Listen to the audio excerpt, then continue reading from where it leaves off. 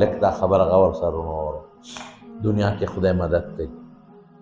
یو هلک په لاره روانو دا میډیکل ریف چې وي دا داروګان ماروګان دا نمونې ډاکټرانو له ورکوي او هغوی بیا دغه کوي.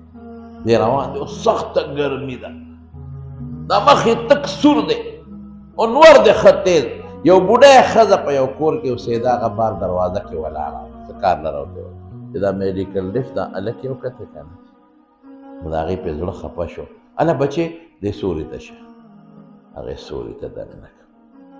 بچې هله کښېنه، نه ابې بېبې لږ یې اوبه راباندې وڅښه، ډېر زیات تږی مخ یې تک سور و د تاو. دا بوډۍ لاړه فرج یې کولاو کړه او پیپ پراته و، د اوبو په ځای ولې یو ګیلاس یخ پی راواغېشتل د فرج او دی هلک له یې ورکړل. او بچې دا پی وڅښه. هغه پی وڅښل، لږ دمه شو او لاړ. څه موده پس دې بوډۍ ته هارټ اټیک وشو، بېهوچه شوه. خلکو یوړه هسپتال ته، چې یې ویړه په هسپتال کې اپریشن وشو. د زړه چې کوم بایپاس ورته وایي غټ اپریشن ورته وشو. بوډۍ چې ویې کتل نو هغې بایپاس شو. څه چل شو؟ دا تا باندې هارټ اټیک بېهوشه وي، ګاونډیانو راوړه موږ درته اپریشن چې ښه برابر شوه او ګرځېده ګرځېده کټ نه یې کوزه کړه او جین یې کړه چې بس کور ته ځه. نو چې هغه کوم ریسپشن والا هغه کوم کسان یې هغې ورته ویې بوډۍ په تا خو دومره لکه روپۍ خرچه راغلی، دومره لکه روپۍ. بس بوډۍ په ځان را کېښودی، خدای دې ګاونډیان تباه کړي، د دې راوستم بس مړه به هم که نه، ما سره لکونه روپۍ کم دي، ما سره څه دي پیسې کم دي، کم ځای نه ورکم. هغه خلک دې خدای تباه کړي، خدای پاک دې بیخ وباسي چې دې هسپتال ته راوړم. بس مړه به وم، زما به څونه ژوند دي، زما څه دي دا پیسې بس هغې ورته ویې بوډۍ چغې مو طالب دا کاغذ وګوره، دا کاغذ لږ لاندې وګوره، لکونه روپۍ خرچه ده، خو دا وګوره.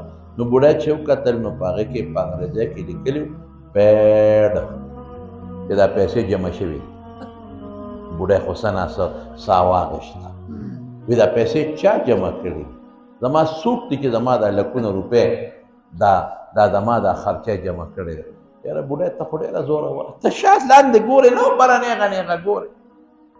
نو لاندې چې وکتل نو لاندې ورته لیکلي وو thanks for a glass of milk، د یو ګیلاس د پیو شکریه، د یو ګیلاس د پیو شکریه. هغه هلک میډیکل ریف د هسپتال جوړ کړی او دا هارټ هسپتال، او چې دا ښځه یې څنګه راوړې ده او هغه ته پیش شوې ده، نو هغه پېژندلی چې دا خو هغه بوډۍ ده چې څو کاله مخکې په ما ګیلاس پیس کړي، هله فري علاج وله وکړي. نو چې بنده د یو ګیلاس د پیو په عوض کې چې ورسره شوې ده ښېګړه، یو ګیلاس پیو په عوض کې لکونه روپۍ په بوډۍ لګوي. رب العالمین ماشاءالله، د خدای نه مهربانه څوک شته؟ نشته. په اخلاص به غواړي. بوډۍ اخلاص وکړ نو هلک هم اخلاص وکړ. نو تاسو هم اخلاص وکړه که نه؟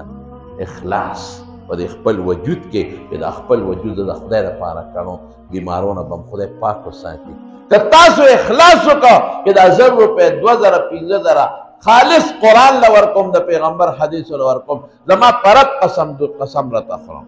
ولې قسم خورم؟ زما په قسم کې څه دي؟ رسول الله مبارک فرمایي چې سار فرشته واز کوي اللهم اعط منفقا خلفا، یا خدای چې څوک ستا په لار کې خرچه کوي بدل ونه ورکړي. دا خلف عام دی، دنیا کې هم دی او آخر کې هم دی. او اللهم اعط ممسکا تلفا، خدای چې یا تلفا چې کوم انسان بخیل دی د خدای په لار کې پیسې نه ورکوي، نو خدای دا مال یې هلاک کړي او بربادې کړي.